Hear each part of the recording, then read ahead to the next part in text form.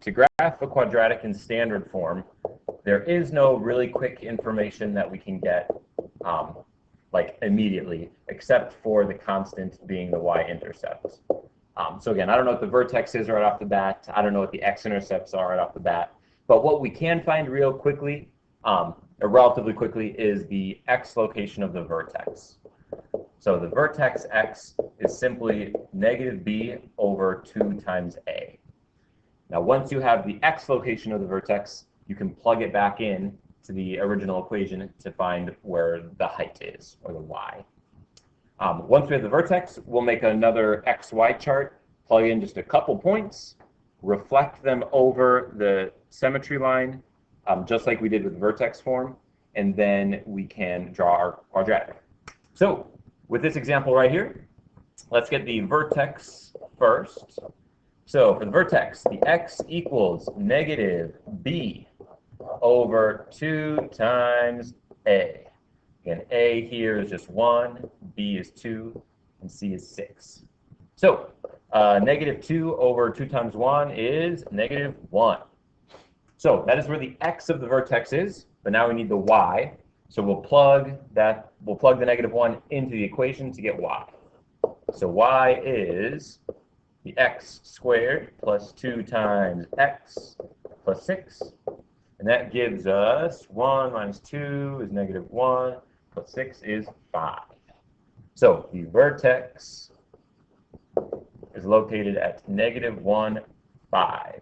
All right, plot that really quick. Negative 1, 5. Now, vertex is always nice because that means we know where our symmetry line is. So when we make our xy chart, all we need are 2 points to the right, and then we'll reflect them over.